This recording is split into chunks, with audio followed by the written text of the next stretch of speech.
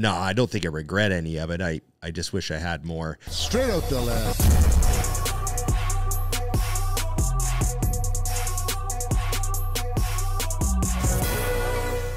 Straight out of the lead, joined today by two of my friends, Ron Parklow and Dusty Hanshaw, podcast hosts, superstars in their own minds. Mom's mind. Yeah. Welcome to the show, guys. I'm happy to be here, you know. Yeah. Been in the back room a couple times, which puts me in an elite club. And now I'm in the back room with the microphones, which is an even more elite club. Very happy about this, Flex. No, it's great to have you both Absolutely. here. And am I wrong by saying that you both came to Vegas, and I know you got the show, but you both didn't know that you were being here on the same day, same weekend, same time? Yeah, coincidence. Like, It was just funny. My partner and I, Emily, we were like, hey, we need to get away for just a weekend that isn't work related. So I'm like, well, January's got a couple open weekends. We just booked a trip, and then talking to Dusty, and he's like, yeah, you know, I got to go to, you know, oh no, I was talking to Nikki. Yeah, because she was checking in. Yeah, and I said, hey, you know, you're 10 weeks out this weekend. Why don't you take a free meal, have a little break? You've been dieting really hard. You know, everything's going great. Let's have a meal this weekend. Just chill. Yeah. She goes, oh, I'll be in Vegas. That'll be awesome. oh my God. And I go, what? I'm going to really be there too. So then next thing you know, Dusty texts me. He's like, okay, I got you tickets to the magic show with us on Saturday. We're going for dinner. When's the last time you've seen each other physically? I know we speak every week. The Olympia. Yeah, the O. Oh, it's been a minute. Yeah. Oh, damn. So Orlando, Olympia. How often do you guys get to see each other? After it gets rolling in the year, it's every trip. So, I mean, Okay. you know, it's 2 weeks, it's the Arnold, then 2 weeks later again, then 3 weeks later again. Okay. You know, then you have FIBO, the Body gas. Power, you know, the Yeah, old so it's pretty regular. UK Arnold. You and, remember. You know, we went to Dubai a couple times together. Yeah. You know, so. It's great to be, you know, have this relationship, this friendship. I know your significant others are friends as well, right? Yep. Yeah. And traveling and experiencing life. Yeah. And now experiencing Vegas. Again, it's so crazy. Let's think of that, right? Of all the dates in the year, you both book the same freaking weekend. Well, we're also busy the same weekends. Yeah, I suppose so too, right? we only have the same holes in our schedule. So. Well, it's great to have you. Yeah, I know this is a improv podcast.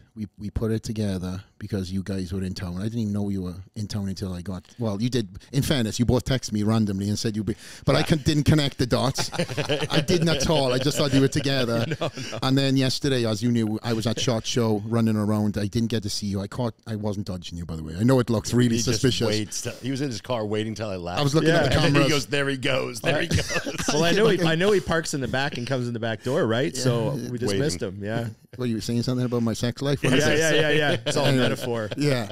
No, but I seen Ron coming in. Literally, I was running to the restroom, and he's taking a selfie in the front. I was trying to get the Uber to connect. Oh, I so who puts a phone up here? Let's be honest. I came back in. I was like, I no, you were not, bro. Lighting right. Yeah, you know, one of them like fingers in the air to get signal. This is Vegas, bro. There's nothing wrong with signal anywhere you go. Okay. He was selfieing in my lobby, and I was like, "What the hell are you doing here?" He's like, "Oh, Dusty just left." So I run outside looking for you. Of course, you were gone. My Uber was fast. He was in a Nissan Rogue, so he was okay. He was out of there. 4 cylinders. So what are you guys going to be doing in town? I know you got your own things going on. Is there anything fun? Just chilling out. There's apparently the SHOT Show, like you said. Yeah.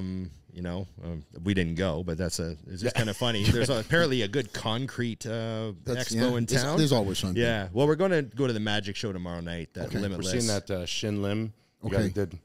I sent you one of the clips yesterday. Yeah, I don't know. I'm like, we're doing this every time we come to Vegas. I got to do the shows. You know this. I'm like, got to see something different.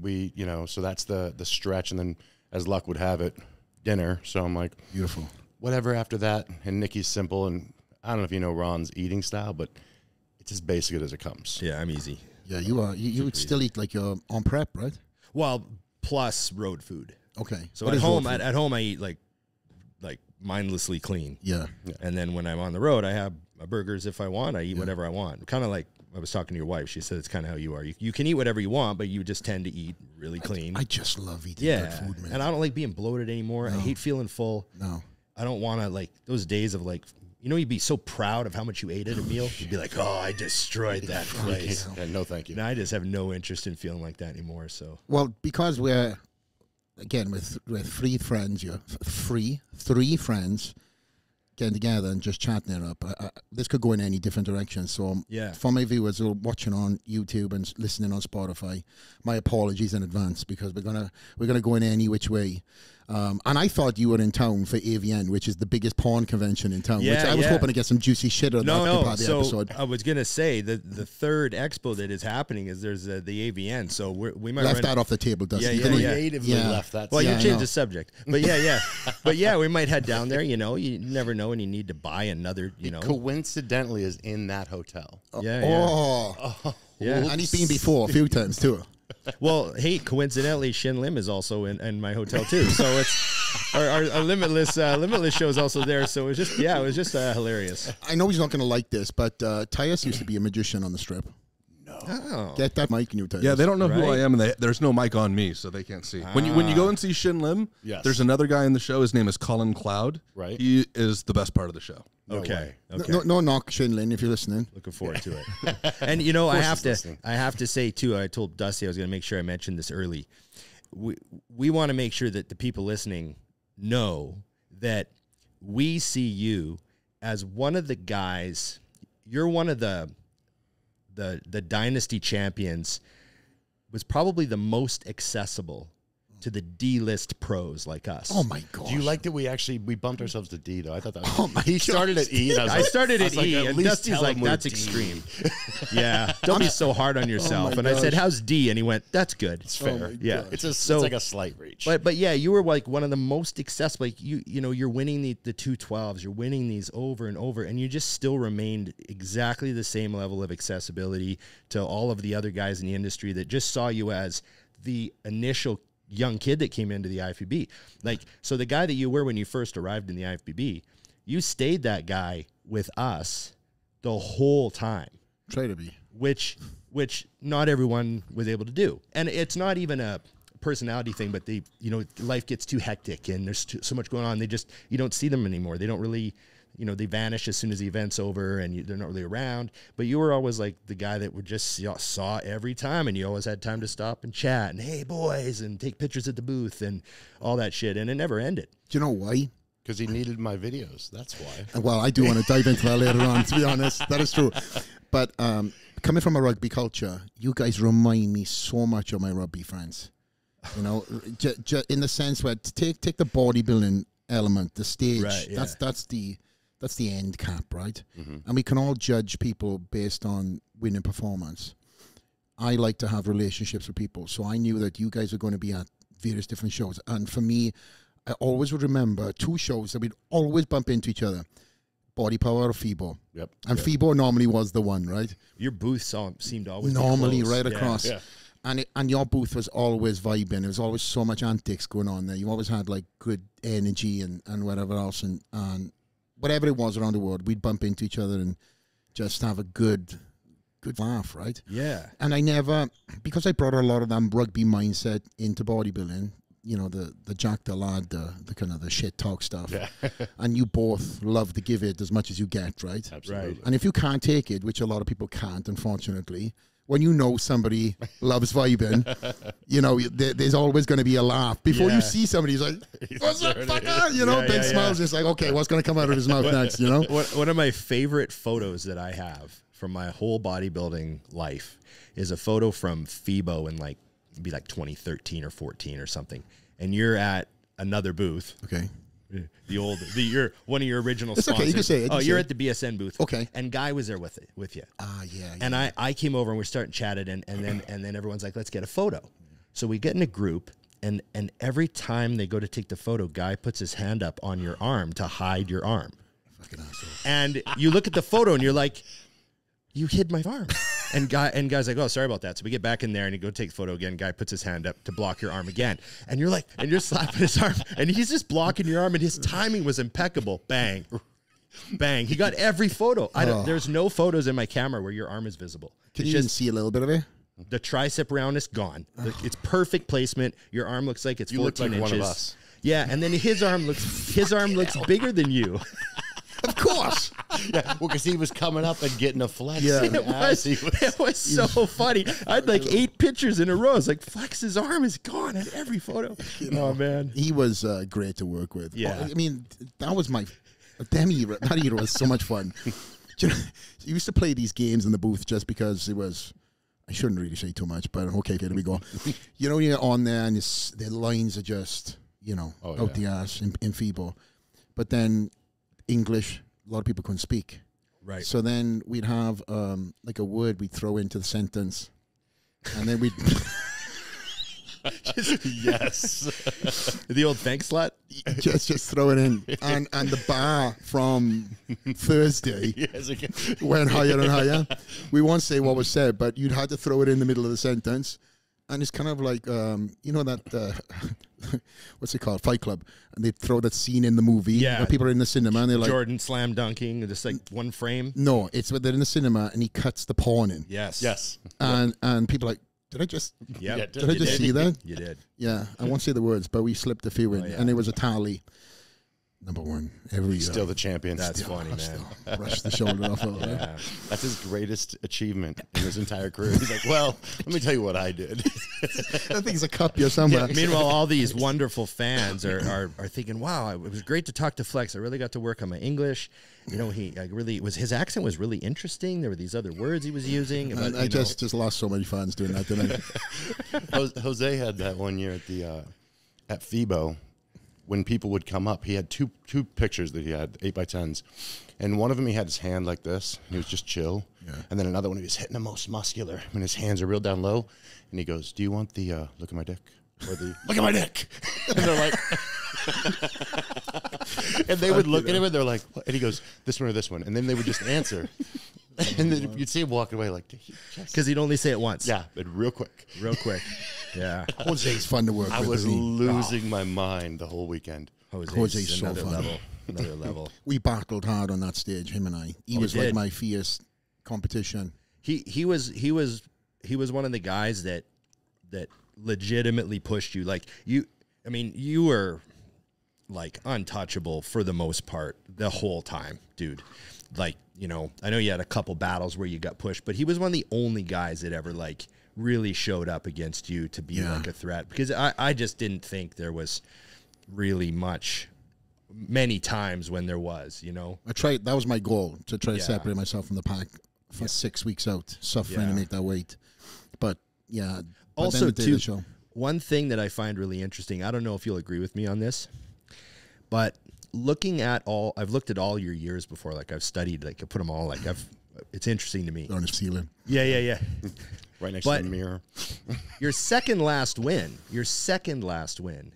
I thought was not your best. There's no question. Yeah. I thought that was one of the ones that was like, oh, that wasn't easy. Do you know why? No, why? Dallas passed away. Oh, yes, of course. Yeah. I was in it was in like a bubble wrap. It's funny what your not to change the tone on the show, but that's a very interesting thing, because we talk about the mindset of people going into the show and controlling the environment. Yeah, and I've spoken about it on stages, in seminars, and but that truly was that year for me. Yeah, and controlling the environment. And what I liked the most was that the next year was your best ever. Yeah. And that was how you finished. I wanted to go out that way. And you know who else did that? Lee Haney. Oh. Lee Haney, he was not his best the second last win. And then his last win, he was the best he'd ever been. You know what I mean? And I love that for guys when, you don't want to see the guy, limp out. Yeah, get knocked out 3, 4, 5 times in a row, and the Dana has to step in and tell you it's over. You know what I mean? Jim in the back room.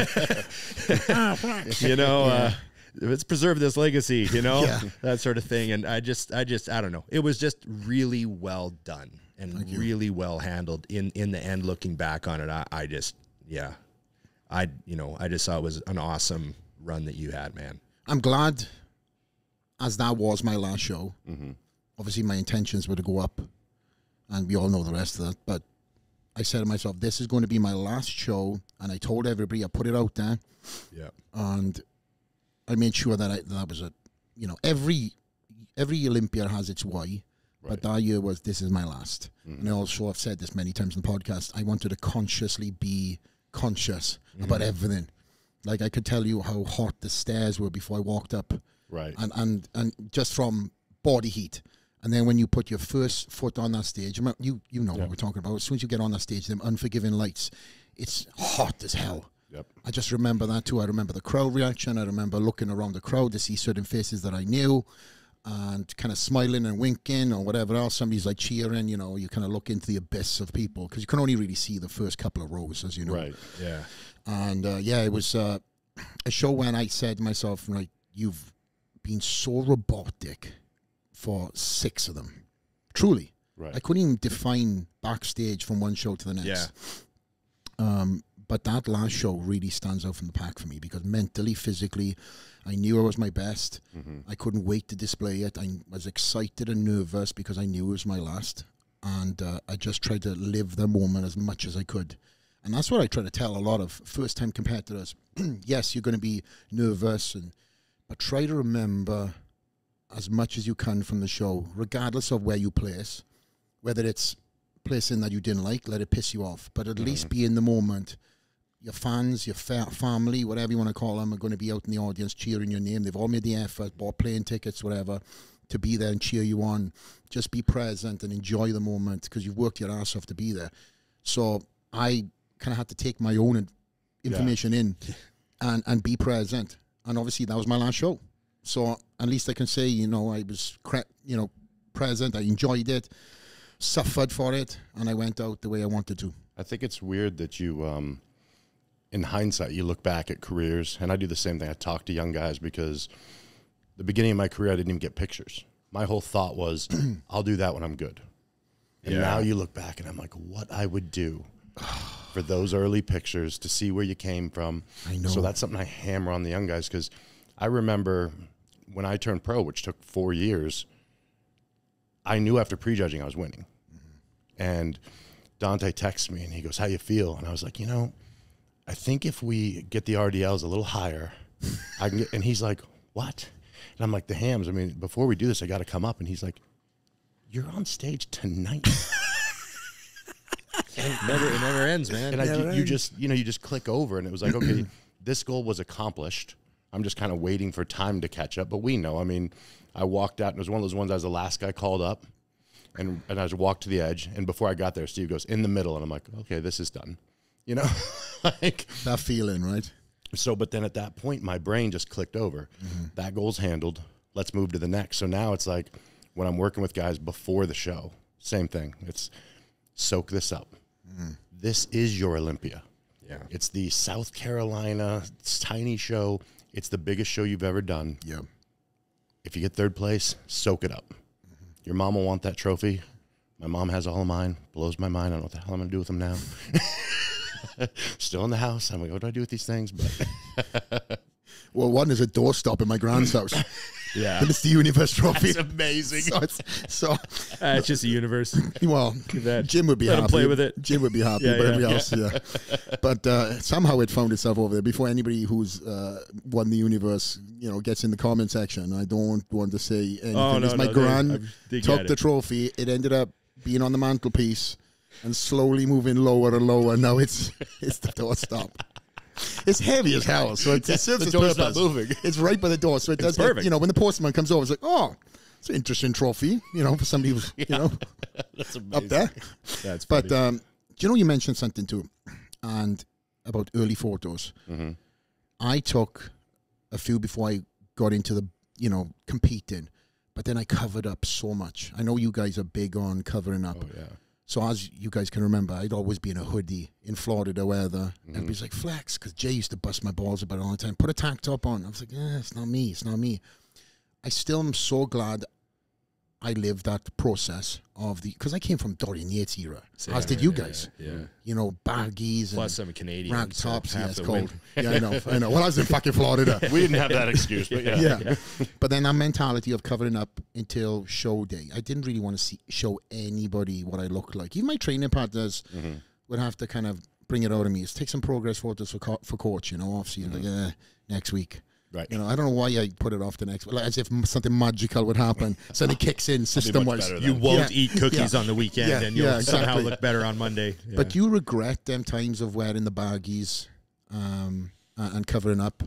No, I don't think I regret any of it. I just wish I had more. What I wish I had more of is, you know, back in the click, click, click, snap, you know, those old days? Yeah, I lived there too. Yeah, I mean, back in those days, we could have taken so many more pictures in the gym and just all those memories. And I've got a handful of photos of some of the guys I trained with back in the 90s and that sort of stuff.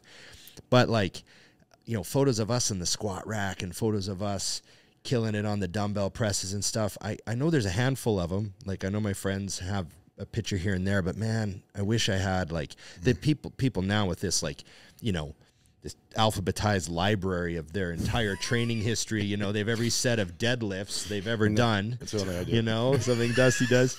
And I just think, man, you know, I wish I had that old shit, you know, with the purple Gators gym baggies on and the boat neck shirts with the tank tops. And, you know, I got photos of me and my friends with fanny packs on and all that shit. It's coming back to fashion. You know it's over when it's come full circle.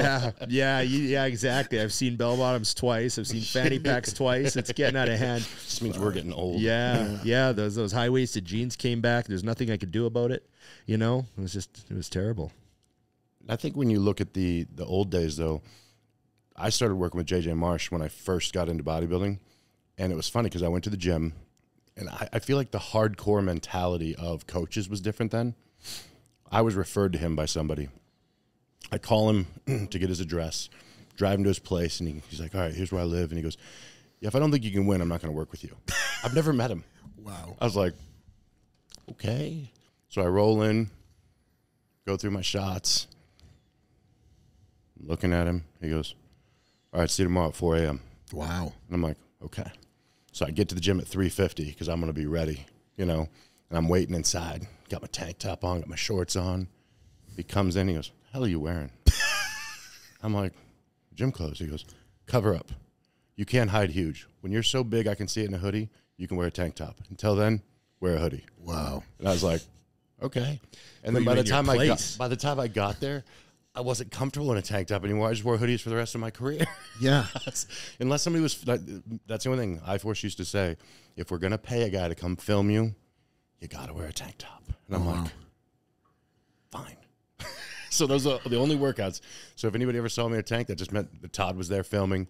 And I would still start with like a baggy 4XL t-shirt. And at the very end, I'd give him the 5 minutes. That's exactly where I was. Get a little pump on first. You look in the mirror, I was like, okay, that's not that bad. Yeah, we're good. Got a pump on. Thank God I didn't start off like that.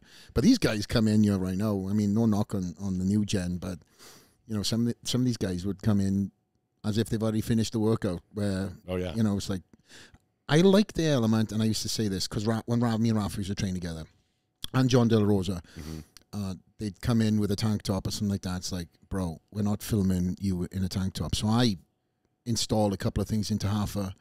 Where I was like, put a t-shirt on or something, or put a hoodie on, and as the workout's going off, peel off one layer and peel off another layer, especially when we were filming. You don't want everybody to see, you go to a movie, you want to see the ending.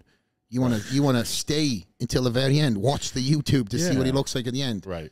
You know, you want a little bit of cock teasing, you know? Yeah, so peel off one layer at a time, you know? Think AVNs. If you give me what I want right off the bat, I'm out the door in 5 minutes. I know. It's like I don't finish. You see the views just going down after. You know, sharp decline. View time is terrible. Yeah, but I think there's something to that era. I do love that era, and also we come from the era where there's no social media too, right? So that there was no pressure for us to live this. Unfortunately, we've all now adapted and adopted the new era, but I'm so blessed to have one foot in the era of magazines and one foot in the era now of social media, because I lived that. I know what it was like, you know, the VHS stuff and waiting 4 weeks for America to get Lee Priest's new VHS to come in, and I loved that. And then when I joined my first hardcore gym, all the guys there were all in rag tops and clown pants, right? You know, and so it's like, oh shit, okay, I guess you have to get a a rag top. How the hell going to find a rag top for somebody who's a medium, right? I found one. Right. And then you had to have the little, the thin stringer just poking out. Underneath, yeah. That never got seen. And it has to sit on the traps, right? So yes. Not every tank top's the same. Yeah. You want, yeah. Before we lose our new viewers here that have no clue what we're talking about. What? Your mainstreamers? Yeah, no. We've got a wide, vast, viewership of people who business to bodybuilding, so we kind of like tie everything around. But talking of which, how hard was it for you to transition from the world of bodybuilding into the world of entrepreneurship? I remember very young. I remember when I was 19, and I got to give credit to the same two guys. I give them so much credit for so many things, but I had these two friends in Australia, John Davey and Nick Jones. Great guys. Still friends with them. They're still my brothers. And I remember them telling me, like, they were hardcore bodybuilders trying to turn pro as well. We were all training together, but they were older than me, and they had the wisdom. And they said, all of this, they used to say it all the time, the skills you learn with this, when you're done, when we're all done, we just take those exact same skills and we just blueprint them onto whatever we want to do, and we'll kick everybody's ass. I remember that was like the general lesson, and they were already starting to do that, right? They were, conniving and scheming businesses, coming in, and now they've both gone on to do just that, right? Very successful. And so I always just had a confidence, like, I look back on some of the years where I was like a broke bodybuilder. We all go through that phase where you're like a broke bodybuilder, and I'm like, how was I not more worried and stressed about my money? Like, now I'm like so concerned about finances all the time. I'm checking my investments, and I'm like, 1%, it's up 1%. Oh, blah, blah, blah. And I'm like, and I think back to when I had no money, and I wasn't even thinking about money. I was just thinking about bodybuilding. And I think, how in the hell was I doing that? But I think I always just had a confidence, like, I have these skills of just like relentlessly doing miserable shit for long periods of time, and I don't even enjoy, for a result that I want. So I can just do that if I ever have to. I just sort of felt that way. And and then like it just sort of happens to be true. Like, you have the skills. Yeah. I've said this many times. The life's lessons that I learned from competing in bodybuilding truly transcended into my business. Yeah. Because you have this mentality that you adapt. Being around people, there's just this relentless mindset to get to that show. That show date be in July. Come hell, high water, rain or shine, you are making that show. Injuries, yeah. And then when you finish, you retire, that mentality then transitions into whatever you can do. Yeah. There's so many, like, I give people the and all the time. Like, they're like, oh, my knee hurts. I'm like, and? Like, not both of them. So, yeah. So, like, what's your point? You learn so much about working around adversity, like to get through it, like your knee hurts, but it doesn't hurt on this one exercise. So you're going to do 10 hard sets of that exercise, and then you're going to still win the day. You know what I mean? That attitude. And, people that have, I don't feel well today, or I think I'm run down, like that stuff just doesn't exist when there's like these crazy, ridiculous goals that your friends don't understand and your family doesn't get. And I'm just really grateful that I did something that taught me those lessons. But also the relentlessness for yourself. I remember when I first heard about you, always being the bridesmaid. Yeah, it sucked. I think everybody was every year, because again, you only had the chance to turn pro once at that point in time. Yeah. Same as the UK. So everybody was like, oh man, this guy, I think it was, six bridesmaids? I wound up being 8-time runner-up at the Canadian Nationals. 8? And twice at North Americans. Oh, my apologies, I left 2 out. Yeah. But I wound up getting two wins and eventually a pro card. But yeah, it was just, I just look at it as people say, how do you feel about that? And I think, well, I just think that I just happened to fit into a category of guy who his genetics were barely good enough to maybe turn pro, and I just didn't give up, so I made it happen. But I could have easily quit. Like, I was running out of steam for sure. So why didn't you? Well, I kept getting pretty good placings. Like, if I would have gone and got like a 12th or something, it might have been oh shit. Going the wrong way. I mean, I did have one bad year where I didn't get good placing, but I pretty much was always in the top group and always like, I quite often had some first place votes. So it just fueled it. It was almost like a bad thing in a way. Like I would have done it forever. It would have kept happening, Close enough. He was trying to quit. Yeah. No, the last year I competed, I remember I text Chris Aceto 20 weeks out, and I was like, okay, I've talked with Emily, and I'm going to let you know this is my last go. If it doesn't happen this time, that's it. Dang. And Chris said, okay, I gotcha. And then I sent him my photos, and he said, well, these are the third worst photos I've ever seen. So this is it, huh? He said, this is it. He said, because I had been really injured and I hadn't trained arms or legs for a while, and I had all this PRP done, and it was a mess. And he said, yeah, only Dusty and Jose have ever sent me worse photos than this. And we then do it regularly, though. And then I love how everybody's connected. Yeah. And then the next text was, you've got 20 weeks and you need every single one of them. Yep. And I was like, oh shit, okay, it's on.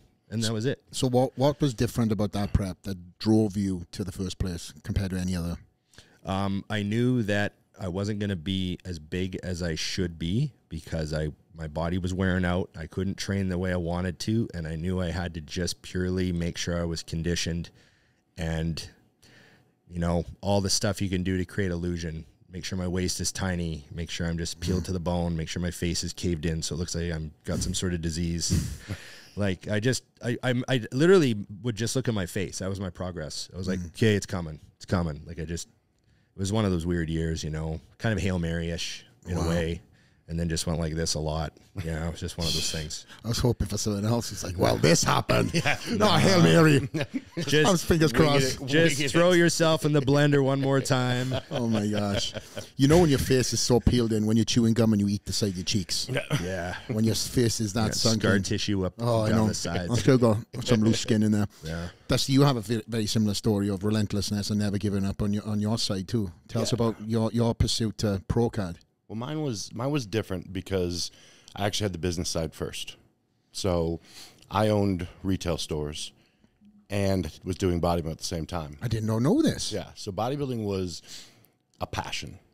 And what ended up happening was it was actually FIBO one year.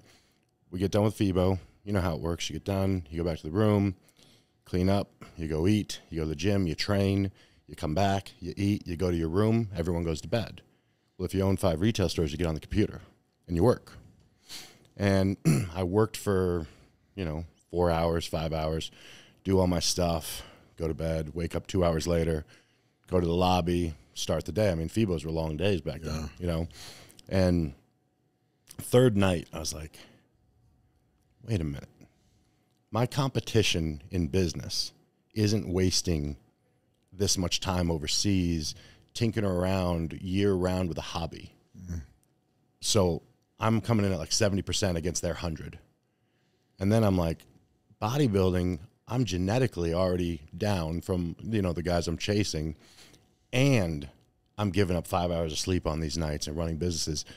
And I just thought to myself, I can do business whenever I want. I know how to do it. I mean, you guys know this now that you do business. It's like, I joke with people. I'm like, I'll buy any business. I'll make it work. It's fine. And so I said, I got to sell this business because I want to do this and I can't do it forever. And it's a passion and I'm young enough. Let's just wing it. And so I told my wife at the time, I said, hey, I'm going to sell the stores. She was like, okay. And I didn't tell anybody. And literally about a week and a half later, a guy called me and he's like, hey, do you remember me? I used to sell you drinks. And I was like, yeah. He goes, I'm moving back from Alaska. I want to buy your stores. I didn't advertise. She wasn't out there putting it on Craigslist or anything like that, right? If she does, thank you. So he ended up buying my stores about 6 weeks later. Dang. We were one and done, and now he actually owns Muscle Factory Gym that you went to the other day. Come on. Yeah. So he's a good friend of mine. And Lance. Yeah, he owns those, and that gave me the time to enjoy bodybuilding. Right. It also gave me time to make some mistakes because I was making good money as an amateur, and I didn't need to do anything else, and I got lazy, and I didn't do anything else, So, I mean, you're making good money until your sponsor calls you and goes, hey, we're selling the business, so your contract's gone. And it was funny because I remember I read the email and I was like, never been broke, not in a long time at least. And all I have is what I see in this bank account right here. Like, this is not good. But that was another learning lesson because I just like bodybuilding, your bad showing, whatever. I was like, all right, how much money was I making? And I said to myself, all right, I think I can get that back in 3 months. And I got it back in 6 weeks. Wow. I was like, oh, there it is. I turned on all the hustle on the business side, you know, and that cranked. But I think that's what allowed my bodybuilding to be what it was being at the level I was at. I was never confused. A lot of guys, young guys, I feel bad, they come up and they can't be honest with what they have. Or I'll say something. I always say it like joking, but they're like, oh, you're too humble. I'm like, I'm not humble. I'm real. I'm not blind. I know what competition is. I know what my talents are. I know how I can make a living from this industry. And it's not on that stage. You know, it's doing other things. So I was able to approach it as a pure passion and just loving to do it. And that was the part that was easy for me because when I would do a show, it was literally like an addiction to the work. My favorite of my entire career show was 2011. I reached out to Chris and I said, hey, I want to be peeled. I mean, peeled out of my mind. And he was like, all right, we can do that. So that was our focus. Did the show. I took 10th, worst placing of my career as an amateur. And I was so fired up. Really? Because I was sliced out of my head. We had lost muscle. Like, both of us just zeroed in on the topic of peeled. Then you go back in hindsight and you look at pictures side by side. And I've told Ron this before. About 5 or 6 weeks out, I remember, you know, the rest of the lat pull down. I had to click it down one more, and it didn't ever enter my head that I didn't get shorter. So the only thing that could mean is your legs are smaller. Oh shit! You got small legs anyway. Yeah, they were way down. I was like, we're on the junior level over here. Holy shit! So, but we did the show, and I remember the greatest part of it was, I get done with prejudging, and I hear this thick Boston accent.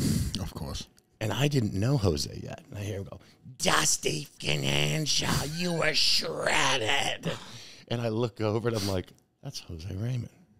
Why does he have any idea who I am?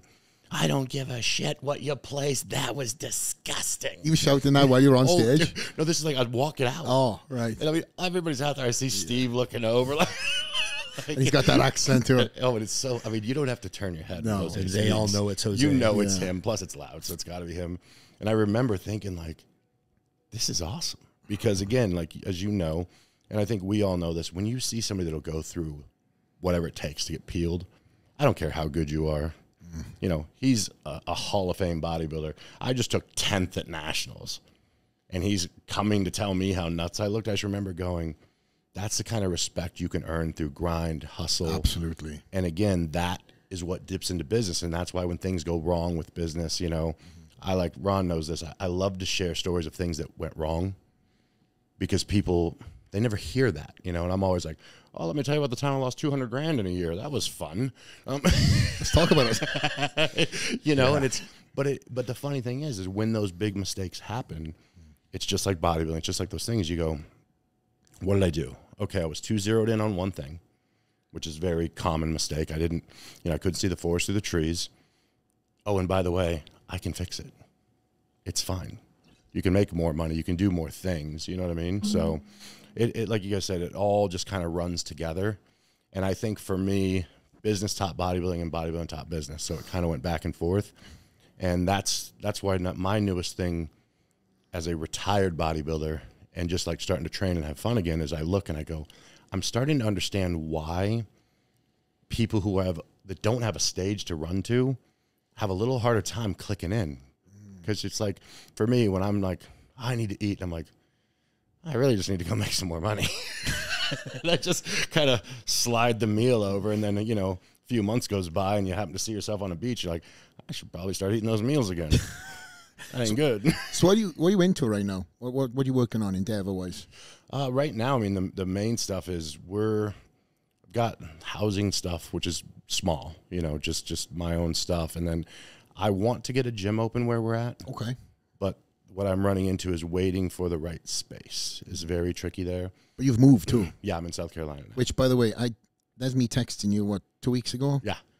You didn't tell him you moved, by the way. Hey, you said you were in Scottsdale. I know people. It didn't matter that I was there. I was like, yo, I'm in your stomping grounds. And he was like, oh yeah, I'm not here, but go see this guy. Yeah, go see that guy and this guy. If you want to train in another gym, he gave me like a list of gyms with all atmospheres. But then he hooked me up with Lance. But yeah, you didn't tell me you moved to North Carolina, right? South Carolina. South Carolina. I'm sorry. Yeah. My wife just told me before we went on air. By the way. Yeah. So that move, when did that happen? That was almost 3 years ago. Oh my gosh. Yeah. I'm a little bit behind the curve. That was year zero. That was birth again. That was right after the coma. Yeah. I'd been out for about 6-8 weeks, and I went over there. Actually, what was funny was I came out of the coma. But wait. I can't just skip it. Here we go. I can't just skip the coma. We all know that was a story. You know when you come out of a coma. Yeah, I came out of my coma and I moved to but no, we want to talk about the coma. But yeah, get to the move and then we go back to the coma. Yeah, so basically, I was in a coma for a month. And when I came out of the coma, the problem, and you know this if you've lived somewhere for a long time, everyone knows you. And which is awesome. But it also means that I can't go to the grocery store. I can't go anywhere without people pulling me and say, oh, sorry about the accident. Hate to hear that. This and this and this. And I appreciate it. I know it comes from a great place. But I was like, I just need to do the rebuild. Just kind of get going. Because at that point, balance and things were an issue. So it's like, all right, this is a little off. So it was funny. I was dating Nikki. And I had just helped Tommy, my training partner, do some posing. And I was trying to adjust him on posing. And I'm just trying to do like a 3/4 back to just show him. And I kept stumbling. And I'm like, I've been out of this coma for 3 days. This is ridiculous. Dang. I need to move on. Enough whining about this crap. So I call her and I'm like, hey, you mind if I come stay at your house for a little bit? And she goes, sure. How long? And I was like, I don't know. I'm going to get a one-way ticket and see how it goes. She goes sure. So I went out there for a bit and we talked and I'm like, all right, well, we're doing awesome. So I'm going to move. And it was funny because, I like to keep things real. Kind of like you asked me about Arizona. I'm at the gym a couple weeks later and I'm training with Tommy. And I was like, hey man, I'm going to move. He goes, oh, okay. When? I go, tomorrow. And he's like, it's one of those guys. What? Dom Cardone done that to me, by the way. Did he really? Yeah.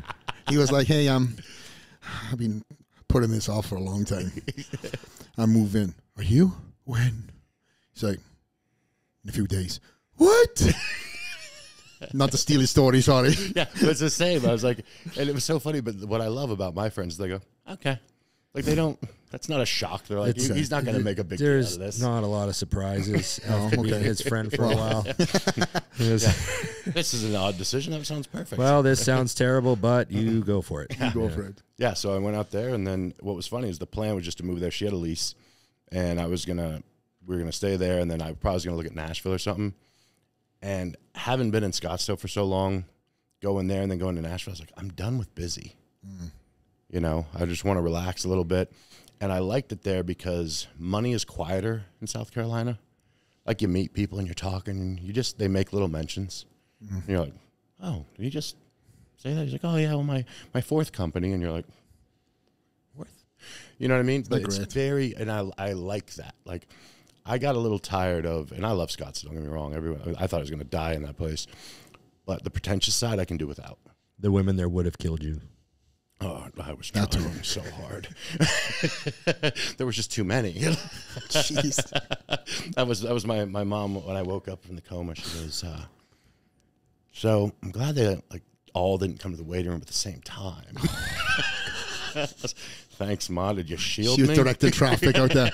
She's like, your name is... Hold on a minute. On the list of packing order. Okay, you can go in. Thankfully, she used to work at the airport, so she had the... Yeah. So, wait, not to take Ron completely out of this, but we spoke about the coma, and you can jump in whenever you want. Just jump straight over it. Let's talk about what put you in the coma and how long you were in there, and also we'll get to that part. So Dusty doesn't chew his food apparently. Yeah, the simple thing is years of bodybuilding, the overeating, all that. Apparently, I just had years of just acid reflux, but it was never for me one of those it was, pop up Pepsid and good to go. And I was literally, I'm eating a meal one day. I'm rushing out to an appointment, and I'm eating steak. I swallow a piece of steak and it's caught in your throat. But you know when something gets caught in your throat and you can feel it, but you can breathe. Mm-hmm.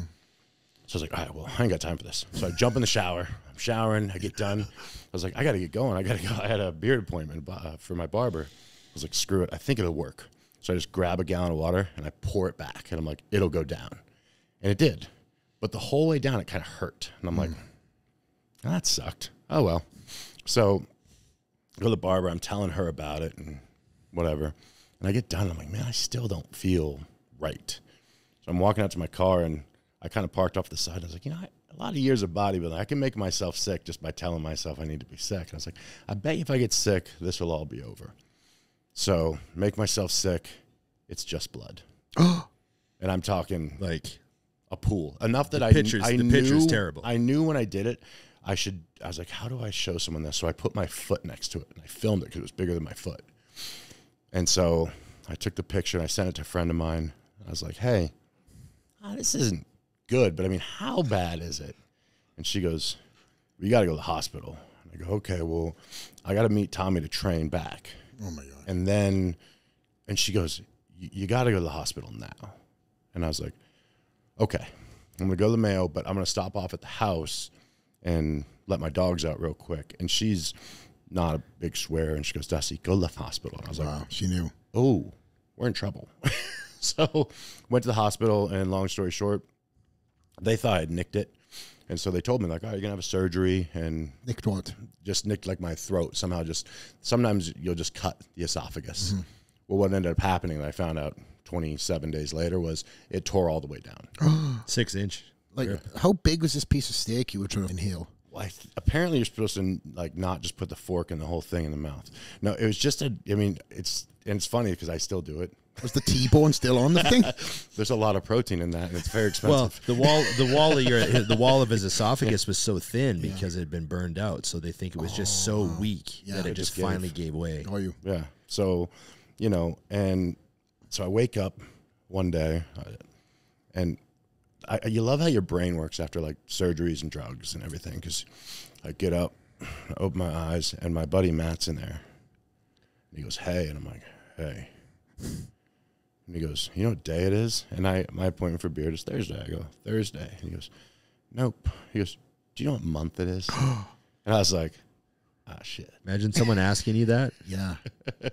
So it had been 27 days, you know, and then, of course, I find out after the fact that I'm talking to a friend that's a doctor, and he says, I said, well, how bad was it? I mean, I know obviously the coma was bad, and I wish I had the words so people would understand. He goes, well, okay, so you had this thing, you named it. You had this, named it. You had this. And he goes, any of those things will kill you. And he goes, but you had them all at once. Yeah, well, you got a staph infection, and you got pneumonia, so they had to intubate him through his throat. You're leaving out all the deadly stuff. Well, that's why yeah. Why do you think you're here? But, you know, they put him out. They realize how bad his esophagus is. And the next thing you know, he's got pneumonia setting in, so now they got to intubate him. Staph infection sets in. They got him. They're like, his kidneys start to fail. Oh, that was because of the water. So you'll love this, Fox. Because, how's this? Tell them about the kidneys, Dusty. The water, they don't realize. You know, you walk in, and I mean, I was 304 when I went in. How much water's going through you? But they're treating you like a normal person. And so I start retaining a bunch of water. My kidneys are starting to go. So they're like, oh, shoot. So they're bombing Lasix on me. Oh, no. Right? And then thankfully, a friend of mine's like, he drinks 2 gallons of water a day. A friend with a medical background came in and put their foot down. Thank goodness. And they're like, so all they did was stop all that, of course, in what? Pound fluids. Yeah. And then the water just started going. But now they've already, you know, I don't want to say this because it's not their fault, but the kidney damage had been done. So at this point, they're dealing with all that. But what was interesting, you know, and I don't try to speed through that, but it's just things happen to people. And I feel like, you know, it's something we joke about at my house, but I've seen a few people, like, put up a post, like, 3 things happened in 2024, and, like, 2024 is off to a rough start. And I'm like, are you high? Like, things happen. You move forward. I remember I woke up from the coma. And I was like, all right, I'm not dead. Check. I was 230-something pounds. I'd lost over 70 pounds because when they put me under, they actually turn your body off. So you're not even like communicating within your body. So the rate of muscle loss is they put you on paralytic drugs. So a lot of what keeps your muscle mass is just the nerves innervating the muscle. Just as you lay on the couch and you move around and stuff. And when they paralyze you on purpose, there's no more innervation of any muscle tissue. So it's like, just like tearing a muscle, like it has no connection. It just shuts down. So the shrinkage is just amazing. How fast did you initially lose a lot of weight? Because you people visiting you, right? Yeah. So it was, I mean, again, you're talking about, close to 70 pounds in under 4 weeks, so it went quick. But what I enjoy, what's funny looking back is, so I wake up, they run you through the whole thing, and you're literally learning everything at this point, and they're like, all right, well, we got to teach you how to walk again, and that's going to take a couple weeks. And I remember, immediately I was like, no, it won't. And I don't think people understand, and this is why I push the health and the bodybuilding, is I literally told them, I'm like, it ain't going to take 2 weeks. And I literally walked out of the hospital 3 days later. Wow. Because it's like when you've communicated, it would be the same for you guys. When you've communicated with your body that much, it was with a walker, but it was fine. I remember I was like, well, no, it'd only take that long if I'd let it. So like we'd do a lap, and Tommy, my training partner, would come there and walk behind me and talk shit like we were training. Oh my gosh. It was so funny. I got a nurse next to me. I got a video of him falling, and he goes, keep going, don't stop. And I'm like, yeah, piss. And it's classic because I get out of the hospital, and I always like this. Nikki we hadn't been together that long. And this is where she met my mother the first time, because she flew in after I was in a coma, stayed at the house. So I get out of this coma, and I get home, and I'm like, I got to buy her something nice. So here I am walking with my mother. I need a ride because I'm not allowed to drive the car yet. I go to Fashion Square Mall with my walker to Louis Vuitton. Jeez. I sit down and I'm like, bring all the black ones to me. And I just sat there and the lady's just bringing them. Nope. And it was, how much is this? Okay. This guy must have money if someone's right. The best part is, though, I get done and I was like, I never do this stuff. I'm going to get one for me. So I had a bag. Something happens in Nikki's bag about a year later, and I have to get the receipt out. And I told Nikki the whole time, I was like, yeah, mine was like $1,800, and she's like, I can't believe you spent that on yourself. I'm like, I was high. I wouldn't usually do that. There's still a lot of drugs in the system for a while. I'm sure. After that. So the worst part is, though, so she takes the receipt to call them in, and she goes, she just starts laughing. I'm like, what? She goes, your bag wasn't $1,800, it was $3,800. I was like, oh no. Gosh. Wow. Yeah. Worst purchase ever. Yeah. Where's them drugs? The dumbest thing I've ever. I'm like, who does this? Well, I got questions. Who let you do that? Yeah. My mother. But I love how we just skipped out to the coma element straight into buying a bag. Going back to. Because that's the dumbest thing I've done. Oh, well. I've done a lot of dumb shit. Well, I think the most impressive thing for me was looking back on that time. Was how you documented the whole process. You didn't hide away. You're like, I'm back in the gym. Yes, I know I've lost a lot of weight, but 25 pounds on the Smith. Yeah, failed. Yeah, I actually told Nikki that yesterday because you have the Arsenal shoulder press. Okay, and that was the first machine I went to use. It was the first night I could drive. I drove to the gym. It's like 2 a.m, and it's great because our gym's open. And there were people in there, so I walk over and I grab a quarter because I was like, well, I'll start at a quarter, and I put it on there and I sat down and I pushed, and nothing happened. And I was like, so I showed Nikki because she started out, she warmed up with a quarter, and she does like 15 reps and puts it down. And I go, yeah, I couldn't do that the first day back after a coma. So I went down to the 10s. Wow. And it was like 7 on one side and 5 on the other. Thank God it's 2 a.m, right? Yeah, I probably should have started with nothing. I didn't realize that was a weight. How long did it take, though, for you to get back into firing and mind-to-muscle connection coming back? It was wild because the size came back ridiculously quick. The strength took time. Oh. It's always that way. They had pinched I had a pinched nerve in my neck from being on the bed and having to move me around. So the left side of my body wasn't working. Like washing my bald head was like, okay, never mind, I'll use this hand. Big patch of hair left. Yeah, it's like, what are we doing here? Thankfully, I've got a barber for this. But what was wild, and that's why I hammer people with the fact that muscle memory exists is, I was back up to 280 in a blink. Really? And the funniest part was, fortunately, I knew my career. I already knew I was done. So I was like, I'm not like trying to get huge, but I'm like, I'm just going to let my body do what it does, eat and train because I love to train. and the muscle came back pretty quick, you know. And the fortune was, like I said, when I went to South Carolina, I said, you know, no one knows me. It's a small town. I'm going to go there and I can just train and get left alone. And it was great because I'm in the gym one day and I'm growing, I'm putting on size, and I'm walking out the front door, and this kid at the front desk goes, it's coming back quick. And I said, what do you mean? And he goes, well, since the coma. And I was like, what do you mean? He goes, you don't think I knew who you were? I was like, well, no. He goes, we all knew. I just figured you wanted to be left alone. I'm like, this kid is awesome. You know, I was like, how many videos you got me pressing the 30 over there? Yeah. Do you know what I used to message Dusty when I was in Olympia prep? There was only a few people, you know this, of course. I don't know if you do, but I had a like a man cave. It was a garage, but I got rid of everything and I converted it in the back.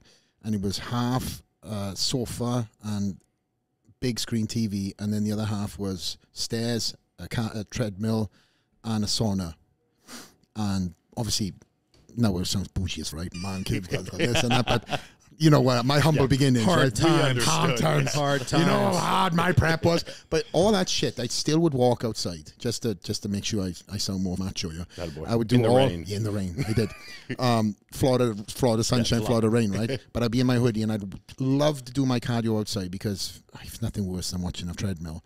But when it did rain and we had them torrential rains, I would go into the garage and I had a watch list of all his shit. Because I love from that era, right? Just a lot of like old school and the humor. So I'd text him. I'd be like, "Yo, I've run out of shit to watch on YouTube." So then, but one of the things I loved to do was his lifestyle stuff. So then I'm watching one video, his new one pops up, and he was like on a Costco run. All right, this is for Flex Lewis, and the title said "Request by Flex Lewis" or something. It was good for hits. Yeah, it was. Use your friends if you're not going to use somebody. Yeah, but I watched so much stuff, and there was a couple of other people that I just put on that were in this rotation of training, but I like the lifestyle stuff. You know, Jay used to put all the, you know, his. You don't want to watch him do rear delt flies? I probably skipped through that part. It depends on what shorts I'm wearing. Yeah, it was just a banter I'd loved. It was just good banter and good hard training, but you know, the stuff that I loved more than anything else, because you know Jay would put out his DVDs. I'd love waiting to see. Oh yeah. But I loved watching what these pros you could. Or shall I say this? What you could obtain through bodybuilding, from going back to the business element, right? What you could get through bodybuilding, and these the upper tier guys. You know, Sean Ray had was it Inside Out? I can't remember the VHS, whatever it was back then. Right. Was it Inside Out or something like that? He showed his lifestyle. He showed his house. He had the lions and the statues of the lions and the gladiatorial theme. And I was like, wow, you can obtain this from training and bodybuilding or whatever else. And then Jay would put his stuff out, and Ronnie would put his stuff out. And I just loved that. So when YouTube started kicking off, that's what I love to see is people, you know, the behind the scenes. Because I got motivated weirdly by other things. It wasn't watching my competition training. I know what you mean. It was I found ways to you know, dive into my. You had the why, the big why. I was doing the show, but then you have the branch offs as to what was going to get you moving and grooving. What kind of stuff was that for you? Well, yeah, I remember there's one funny clip. I don't know what Jay video it's in, but he's like, "This is our big table. I never sit at it." And then he like moves on to the next room. You know, he's at this giant dining room table, like big oak table or whatever the hell it was. My family lives in that space. Yeah, and he's like, I never eat in here, and he just goes to the next room. And then I remember Jay, I don't know if it's the same house, but he had that like kind of sunken living room with the TV. Yeah. The big is like, you know, and you know, he's got big screen and like a stereo sound system. And I remember like back in the day, I'd be like, I got a house like Jay's, you know? Just that sort of stuff. But that, you're right. It was motivating. I mean, I was never a car guy or anything, but just seeing those old Mazzero videos, you know, Jay eating oatmeal at his table for 20 minutes. Yes. No editing. No editing. Just raw.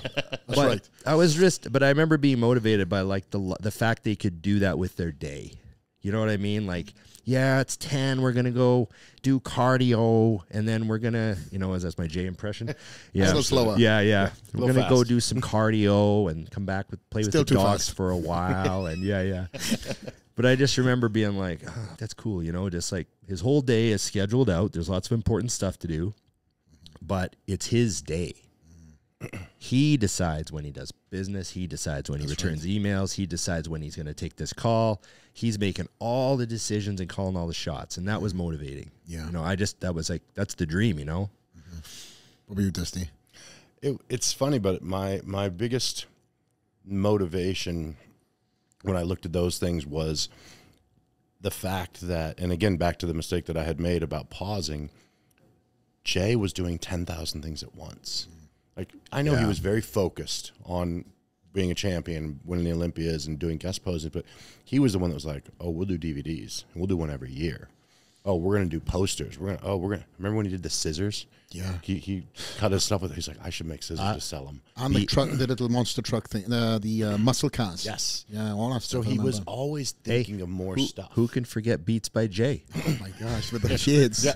It's like, the shades too. You're killing it, bro. The hair of shades. yeah, that's right. Yeah. We love you, Jay. Yeah, no, this is not a knock. That just goes to show the hustle. Yeah, but he's one of the pioneers that has allowed us to think like this. It goes to show, like, you can't be afraid to just do it. Mm-hmm. And so guys like Jay will do something. It doesn't work. They'll do the next thing. That works. And all that is in the span of time of most people thinking about doing something. For sure. Yeah. Right? And it's like, that's what separates everybody. Are you just going to think and talk forever? Or are you going to just do it? And he's just... Jay's the blueprint. Yeah. Jay's the blueprint, right? And I mean, I know that, I think you've said that before, like, you just have to follow Jay's blueprint. Pretty much, yeah. You know? He's the only guy in my head that pops up straight away that's kind of done all these things that you just mentioned, that has kind of pioneered the way. So when I came to this country, I looked at what he was doing. Sean Ray was kind of a little bit in the business side too. Mm-hmm. But Jay really separated himself from the pack, and I thought, wow, if I had the opportunity to be, or should I say have a fan base, then these are the things I need to emulate, but not copy. Yeah, no. There's a lot of things that you are going to find yourself in the same, category as the DVDs and whatnot. But for the most part, I seen what he done, and obviously look what he's doing right now. He just launched his peanut butter stuff. Yeah. He's still moving and grooving, and he's got investments, and he's one of them guys cannabis, that doesn't talk. The cannabis, all that real estate, everything. Everything. But he put money in the bank when he was making money too, and it wasn't the money that these guys are making right now. Yeah, no. The prize money back then, I think it was like 100,000 maybe, and obviously it's climbed up over the years. But it was like 100 and a Hummer. Yeah, that was the Arnold. Remember, that was the Arnold. Remember? Yeah. Don't forget the watch too. Yeah. And then he went watch. Then he lost. Then he went. Then it was the Hummer. Down. Yeah. Remember Rich Piana? Of course. Who could forget? So, I remember Rich had this insane work ethic. He would come to the booth.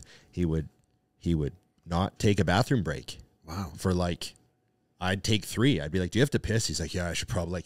He was just one of those guys. It was just, his line was so long. He was just trying to eat through it and he'd stay longer than he had to be there. They'd tell him you can leave at 5 and he'd stay till 5:30 because there was more fans. And he would always say, well, that's what Jay does. Really? Jay's the king, so I'm going to do what Jay does. And I remember one year at the LA Fit, we showed up on, and this was after Rich had left Mutant and he'd started his own company, right? We show up at LA Fit, and Ryan says to me, "Hey, let's go look at the booth. It's Thursday night or something, Friday night or whatever, the day before the expo. Yep. Everyone's still setting up, So we go to look at the booth that night, and there's nobody in there. The hall is empty. All the booths are pretty much set up. There's a couple guys working on booths. Rich is at his booth. He's putting up banners. He's putting stuff out. Damn. And, Rich. And he's like, oh, yeah, just, making sure everything's perfect. And then he goes, Jay's over there. And we look over, and Jay's at his booth, helping his crew set up. And I was like, man, Rich is right. Yep. It's Jay and Rich here at Friday night setting up with their crews to make sure everything's perfect. Mm-hmm. And it was just, it just all kept going back to Jay. Every time I saw someone be successful, it kind of went back to Jay that whole time period, That's why I feel like I'm so blessed to have lived the apprenticeship life with Rich Gaspari, because Rich was very much the same way. Mm-hmm. We'd land somewhere, we'd go to the booth, and, obviously as the years went by, he hired certain people, and they'd be like, okay, we're going to the booth to set up. And some of these people came from different positions. They were like, oh, That's not my job. I'm not. Yes, you are. Yep. I'm there. Yeah. And Rich really led from the front. And when I seen Rich, and obviously I was the sponsored athlete, and I thought, oh, I'm not carrying no boxes. But then when you see Rich doing it, then you kind of adapt that mentality. It's like lead from the front. Yeah. And then to your point, right? You will never forget that moment when you seen both Rich and both Jay at the expo setting up. And I'll do I have my own versions and my own memories of seeing the same thing. Yeah. Ripping boxes, putting product, I've done me product, whatever it was. But nonetheless, pulling out the banners and before we had the big booths, you know. Yeah. So it was great to see Rich start from smaller booths, and I was there to grow into the big, you know, booths that were trying to contend against the BSNs back in the day, and obviously that story. But I traveled around the world and I got to see it firsthand and live it firsthand with him. So it was a very great part of my bodybuilding memory, and also part of my DNA that I'm so glad that I got to live. And a lot of these guys now and girls, they got big followers and stuff like that, and they kind of superstar treated, right? Turn up at this time, you don't have to do this and that. So they've lost out on a lot. And I think if you appreciate the small things, like, yeah, I put that up, you have more respect for that booth, more respect for your sponsor. Obviously depending on the situation too, right? But nonetheless, I did. Yeah. Question for you guys. What do you miss most about bodybuilding? The actual in the gym feeling of being able to run through a wall, that your body will do anything you want to do. You put 405 on a bar and row it into your belt with power and explosive strength. You grab 160-pound dumbbells, kick them up, pick them up off the floor, kick them both up, press them up for 10. Just that there's something about feeling like Superman that it's like a memory I'll never forget. And I love that I'm not doing it anymore, because I was always aware it was a short-term thing. You know, you can't do it forever. But it would be that it's that, you know, it wasn't about looking that way. At the end of the day, the training was always like the craziest thing. I mean, my training partner just put 5 plates on the bar for his first time and did a set of squats with it the other day. Wow. And I hauled up behind him to spot him, and as he unracked it, I said, "Let's get in the mood." And I was just thinking about the whole time he backed out of that rack and started squatting. I remember thinking, I remember the first time I put 5 wheels on a bar and squatted it. And I remember how nuts you have to be the first time. You know, the first time you go to 4 plates, you're like, holy shit. The first time you go to 5 plates, it's the same. It never ends. Like that crazy feeling, this weight could crush me, you know, and those moments they're awesome. I'll cherish those forever, you know. And the guys I trained with doing them, because it's like the brotherhood thing. It's like guys that win championships together and stuff. There's like a bond there. You see that guy 10 years from now, and you're like, hey, I know what we went through, you know? Yeah. It might sound silly to some people. It's just a workout, but at the time, it's a lot more than that to you. It's your whole life. Yeah. You know? Yeah, I think it really, for me, it comes down to, I used to really get into the mental challenge, especially preps. Training, I just love to do. I still love to do it.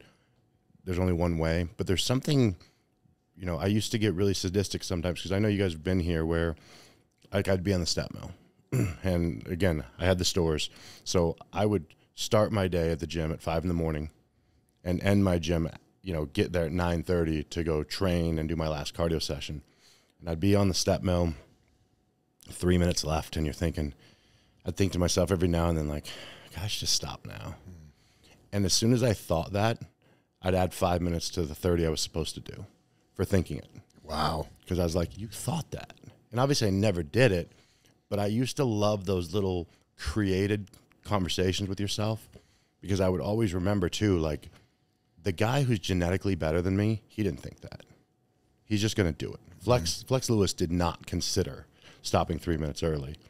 Like, how insulting is that to him, to the sport, to me, to the people who support me, that I even thought of that? So I used to love that, though, because then you would get done and you're like, there we go. Because you like, you know, it's that, you know, Rob Bailey says this a lot, but I believe it. It's, if you start and end your day slaying a dragon, there's like nothing you can't do. You know, when you do something, I love setting things up. Like I tell the girls, because I've got a 15-year-old now and a 17-year-old, I'm like, you need to find things that are painful to overcome, because life's going to throw comas at you and deaths and these things. But when you've given yourself discomfort, you're ready. You're like, okay, we'll do that too. Now what? You know, but people who don't put themselves into hard spots on purpose, they get their asses handed to them when life gives it to them. And that's when you hear the 2024 starting off a little hard. Oh, like, my knee's bad. Yeah, exactly. Yeah. You know, so I think that those are the things that I really look back at, because you feel them every now and then. You'll be doing something, you're like, oh, I know where this came from. That was rugby or hockey or football, bodybuilding. It all set you up for these things. And you're like, I overcame that too. This will be fine. And both your answers, when you're talking about that feeling of being invincible like Superman, and you can rip anything, and you know you can. It's just this weird feeling, and just add in time on the clock. I would do stuff like that too. Yeah. So I would do my round of cardio, and say Neil had me doing, you know, he's probably going to watch this and kick my ass. We're on it. He won't watch it. Yeah, he won't watch it. He doesn't care. No, he don't care anymore. He cares about you two, not me. But say you give me like 60 minutes of cardio, I would do my cardio, and then the remaining time that I would end up back on the stairs or something like that at the house. Yeah. And I was doing glute squeezes or whatever on the stairs. I would put more time on the clock, because I was like, well, there was a moment where I got off the gas to open up the door. Right, to get into the fucking garage, to jump on this. Make sure. So now, Dusty's on the Costco run, you're on the TV. So, yeah. This episode's not over anyways. It's fine. Yeah. So that era, I do miss. But obviously, we're all in new chapters, right? We're all in new chapters. Yeah. And for me, now moving forward, I truly had to, and this is a question I want to hear from both you both also. I truly worked on killing that guy off, because otherwise it's just going to be another whisper in my ear being like, you still got it. Right. You got it, Flex. And it happens all the time. I mean, there's not a week that goes by that somebody doesn't put a comparison photo up, or somebody doesn't hit me in the DMs. Or Can you imagine? It does happen every week consistently. Every time I do a question and answer, somebody say, hey, when's your next show? When you coming back? You know, have you thought about doing the open? I mean, it's like somebody's been living under a rock, right? But I do enjoy these questions, so keep them coming in. Don't get me wrong. Yeah. Helps the algorithm. But still, the questions come in as if one person is going to change my mind. But I worked so hard in killing that guy off. Yeah. And even when I had that pop of retirement in my head, I sat in it for 3 months and I couldn't fight it.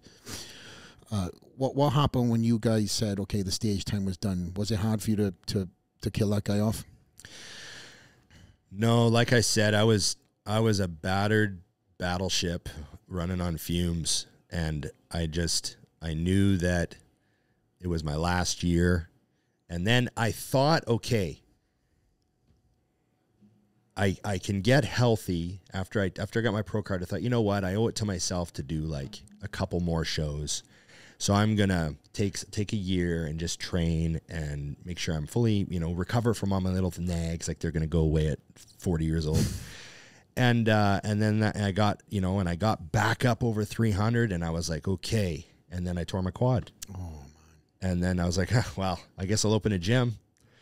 And I didn't do too bad. Yeah. Worked out okay. Yeah.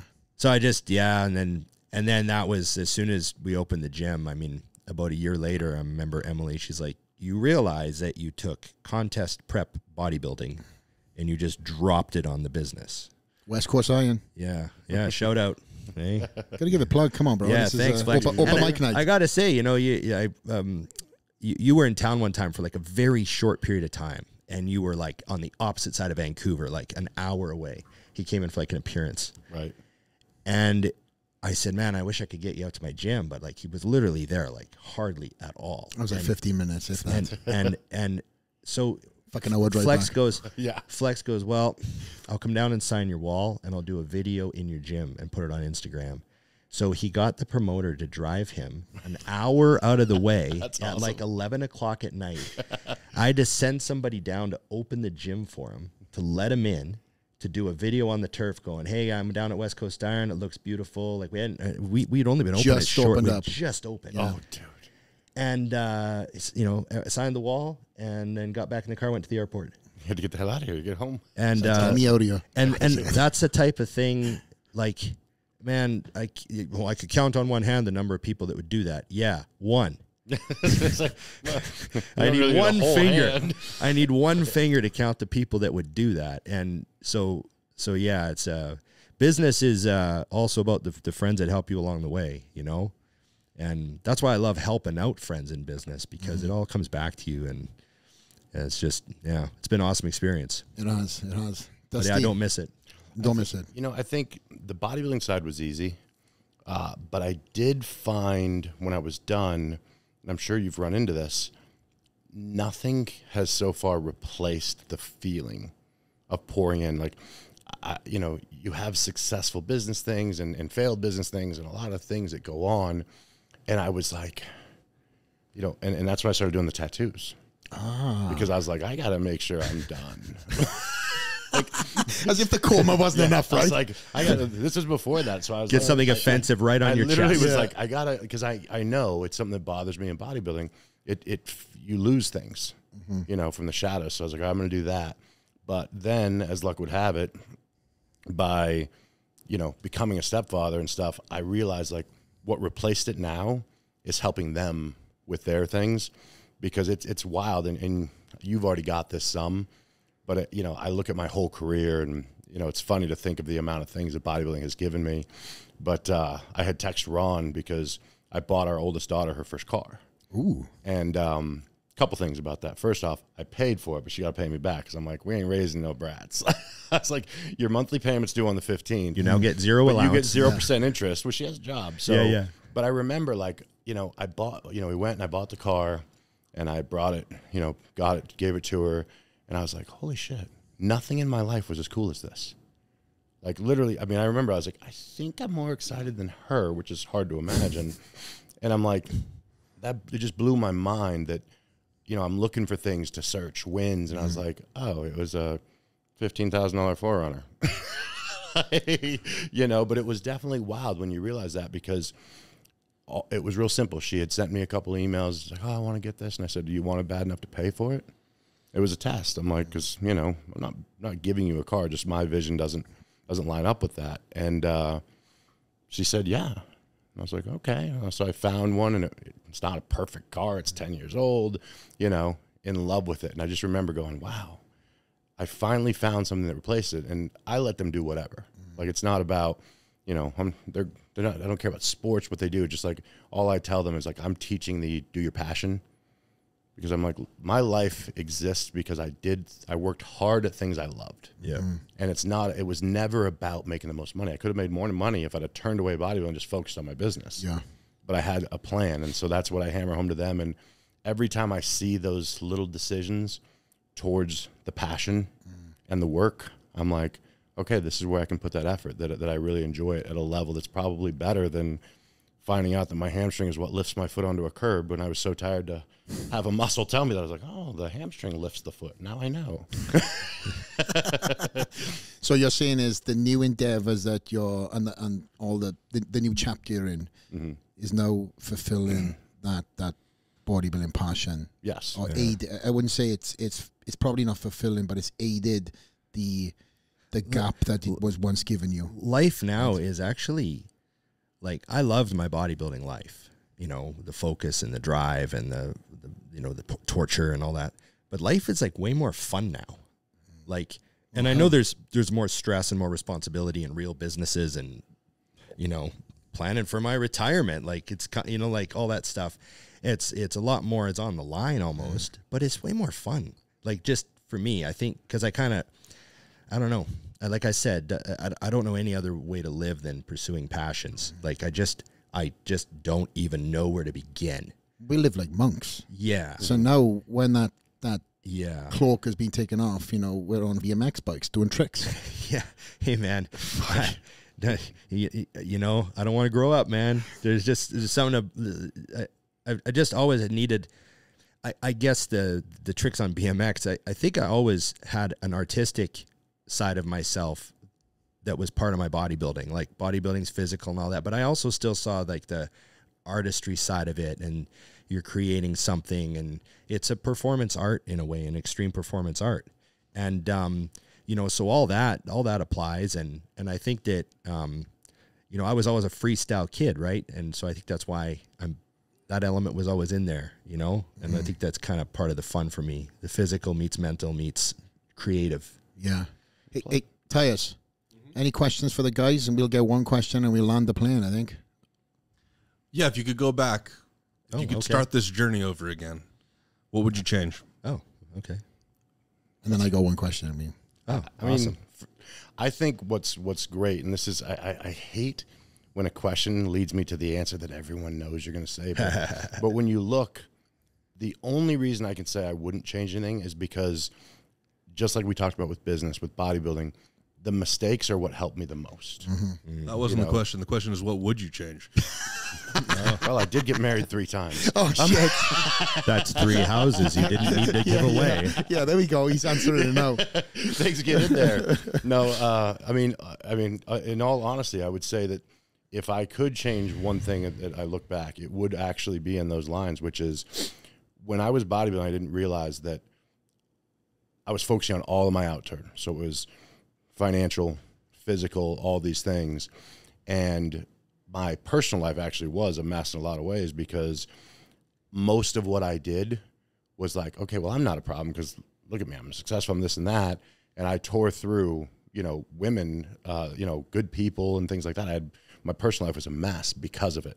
And it wasn't until I slowed down and went, oh, why is a guy who wants to be married and this and that kind of keep making these mistakes that aren't mistakes, they're decisions, you know, and then you start stepping back and like, oh, because I'm a mess. And as soon as I cleaned that up, life got really, really easy, except for one thing that I always bitch at Nikki about, which is this phone, because I leave it places now. And I was like, when I was a scumbag, I always knew where my phone was. I was a scumbag. But now that I'm not, I lose the phone. I leave it in your car. I can't find it. Good people lose their phones. Yeah, good people. Dirtbags never lose their phones. That's what I'm going to tell my wife. I always knew where my phone was. I'm going to tell my wife, see, this is why I lose my phone all the time. Good people. Oh my I got God, nothing to hide. That thing is everywhere. I'm like, that's great. You've just taught me something. Yeah. I don't know if, you know, I'm a real butterfly effect guy. You know, like I just can't get around the concept of changing anything and having myself not be sitting in the lair right now with Flex Lewis and Dusty Hanshaw. And I think like, I think of all the people who ever lived and all the lives that were handed out as you walk down the line, you know, like here's the life you're going to live. You know what I mean? All the life that gets assigned to all of us by destiny and all that stuff. And I don't think I would throw any of this back because what you draw, you know, you throw back for another try. That's just a desperately, agonizingly not pleasant idea. I love my life now and the people in it and everything. And, you know I put my body through the ringer, a lot of injuries I wish I could dodge, but if I dodge those injuries, I don't learn those lessons and I don't meet those people. And okay, you guys are really good at dodging questions. Hey, I went in finally. I brought in cheating. He did. He put a tip in. Dusty, he stuck his tip in. in. Whoring it. All right. Yeah. Dusty would give away less houses. Okay, so I'm going to give you a different question then. So of those lessons that you learned from the mistakes you made, which of those was most impactful to you? Dodge that, bitch. Yeah. They're probably like, you know, I mean, I made mistakes with the relationships too that, you know, because I was so focused on bodybuilding. Bodybuilding can be a very self-absorbed thing, you know. And even though they were great relationships and they ran their course pretty naturally, I think, you still think like, man, I didn't really give that person like, you know, what I wish I could have in hindsight. You know what I mean? And it could be friendships too. You know, there's friendships I could have pursued that would have been great, but I just didn't have time. Yeah. I don't have time for this. You know, they're not have time for stuff. That's, you know, but it all just comes back to where we are now. I guess if it was something directly, it would be, I don't think I really needed to tear my quad. I'm just glad you didn't say convincing Jim to bring me on when I shot him an email. No. I don't know, Do man. not bring Dusty Hanshaw on. I'm not a man of much regret. Yeah. I'm just not. You know. I'll take both the answers and say I agree with both, you know, other than the divorce. It's not my fault that you would find a good woman and then all of a sudden dresses got shorter and legs got longer. We're very blessed, though. Yeah. Well, we are very blessed to say we've got great women, though, right? Yes. And I think that's a massive part of all of our progression, right? Yeah. To see the best version of of us, we have to have a woman that believes in us, right? And that's going to push us. It turns up, you know, after just dating, a month or so, to be bedside for you in coma and be with you for all the years of the ups and downs. 12 years we've been together. Yeah, as of myself and Ali. So very blessed. All these trophies. But through all the bullshit, you know. All the... Hey, can I go do a podcast with Flex Lewis on our holiday? Yeah, go. You know what's funny, Flex? You know, and this full was, encouragement. An early part of our relationship that was so funny, but I was doing a shoot with a new company, and we're dating short term, and I said, hey, I'm gonna call you in an hour. She goes, okay. So 7 hours goes by, right? And I'm like, got to make the call. So I get back to my room, and I'm like, hey. She goes, what's up? And I'm like, yeah, sorry, I was working, and, you know, we did. And she goes, yeah, you're working. I'm like, she's like, I don't care. I go, you seem fine. She goes, why would I not be fine? You're working. And I'm like, oh, shit. This is perfect. You got to keep her. I'm like, and where do I buy rings? BlueNile.com. Oh, my gosh. Yeah. But it was funny because that was, previous situations that I had been in, that that was going to be a problem. And that's when I was like, oh man, this girl gets it. And in our industry, you guys both know this, you know, like you said, Ron, I mean, you're on vacation, you weren't planning on being here today, and when you have the right people in your corner, they don't say okay, they say hurry up. Yeah. Go do this thing, you know what I mean? Even if it's go have fun with your boys, go. I kicked her out of the office. She was working. I was like, hey, I'm doing a podcast. I was wondering why she punched me. I have one question from the fans, right? This is something that we put together last minute, but the question is, what is the most embarrassing moment you've had in bodybuilding? Right now. By the way, this is going to be a reel, you know that, right? So make it good. Ready. Gotta go deep. I need a piss too. I got to take a piss so bad. This is my most embarrassing moment. If first you answer this, but I need to go too. I had a bad shot in my glute once. Oh. And I had to looks like you got one right now. He's fucking like mine. And I had to compete anyways, you know, because it was like, so I just changed my shots and hope they didn't notice. And I remember I hated being on stage that year. That's embarrassing. Yeah. You need a piss, didn't you? I got a piss. Go, come back and finish that. Yeah, have a think when you're pissing about that terrible story you just told me. Time. I need a piss too, but you see with me, I've crossed my legs. I am busting. That's why I'm doing the tap dance over here. But anyway, I'm a hardcore professional here. It's so you know what's funny is I'm thinking, here's what sucks about being my personality is if something embarrassing happens to me, I like to bring it onto a podcast the next day. All right, okay. I'm like, let me tell you this dumbass thing I did, you know, because there's just a certain amount. But the problem with that is it makes remembering something brutally embarrassing very, very tough. I'm trying to think. Like, what is something that you can think of that maybe you know some? Oh, wait, I got one. It's not embarrassing, but it's a great story, so I'm going to tell it. So Jose and I, there we are. There we are. We're in Australia. We did a 3-week tour, and we get a day off finally. It's like day 18 or something. So Jose and I are like, hey, let's go down to the Opera House and have fun. So we go down there. I did not quite understand how much fun we were going to have or how drunk we were going to get. So he loves his drinks. So he introduced me to mojitos. Okay. Fine. I'm not a big drinker. I liked it. So we get absolutely annihilated, right? And we're laughing and loud. We decide we need to go eat. So we're walking down, and all of a sudden, there's these 2 cops, and they go, hey. And I'm like, I don't know what the laws are here. How drunk are we? We did both just piss off the pier. I don't know if they saw it. Oh, well. And I'm like, yeah. And he goes, Jose, Dusty, come over here so we can get a picture. No. So I was like, we got to go take a picture with him. So we go over, and we're standing there, and I lean in. We take the picture, and the guy goes, you having a good time, huh? Worst Australian accent. And I go, yeah. And he goes, I could smell you walking. Oh my gosh. So I'm like, it's fine. They were cool. They direct us where we go to eat. So the next morning I woke up and I had a bunch of cash, Australian cash, and I opened my wallet and I had nothing. And I said, Jose, how much did we drink? And he goes, I don't know, but we spent all your money and I owe you 200 more. Oh, shit. I was like, and I go, do you remember pissing off the pier? He goes, I don't think that happened. I'm like, it did.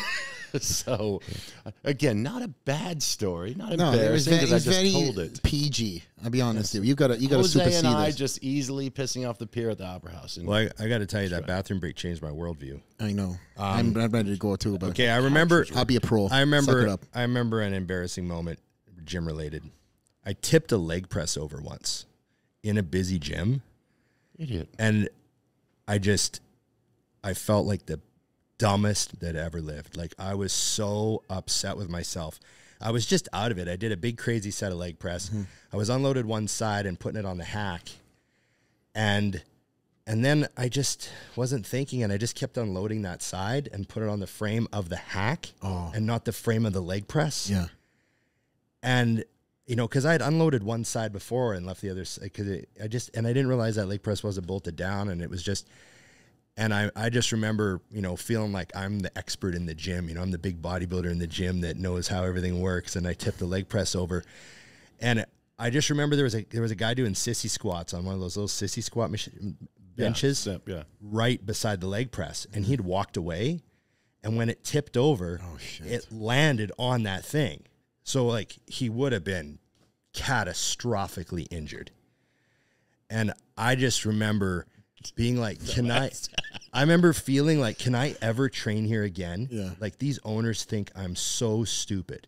They came in, they're like, what did you do? Like, 'cause they heard this bang. Yeah.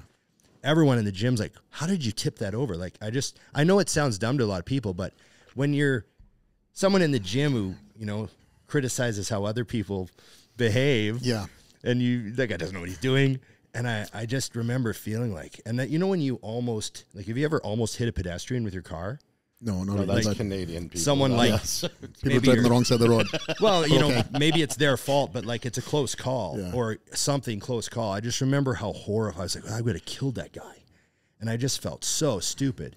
But yeah, I remember like that. I didn't feel the same about going back to that gym for a while because I was so embarrassed. He took a piss, and this is the best story he comes with. And I'm trying to think of like how I'm going to have a shirt made with a sideways leg press and Ron standing next to it. Well, the thing about embarrassing is I don't have a lot of embarrassing moments in my life. I've got, you know, like upsetting and stuff, but really the feeling of being embarrassed, I remember thinking like, this is the worst. That was like, you know.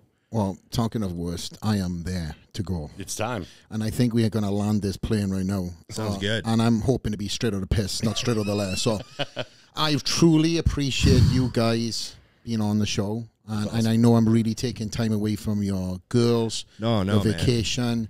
But it's always an honor to have you around. And I've truly enjoyed this. I need to jump on your show. So absolutely. On the closing, plug your show, plug, you know, what you got going up, and then I go to pee.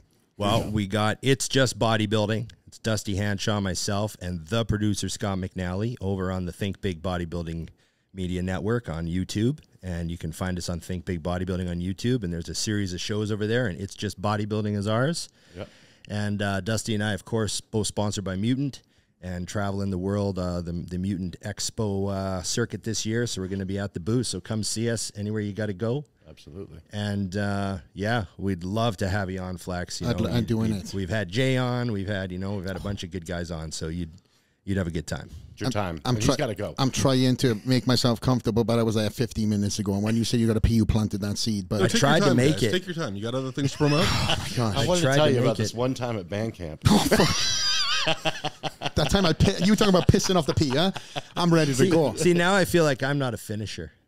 Right? I'm there, though. I'm holding it to the end. I know. But again, Dusty, is there anything you want to plug? No, I mean, we're all connected on the same thing, so it's a beautiful thing. It is. So you guys are going to some shows. I'm off the piss. It's straight out of the lead, joined by these two hooligans. I'm going to be on their show. Check it out. And subscribe, comment, like, all that shebang. Let me know in the comments. And ring the bell. Ring the bell. Ring the bell. Yeah. All right, I'm ringing my bell. Straight out of the lead. We are out.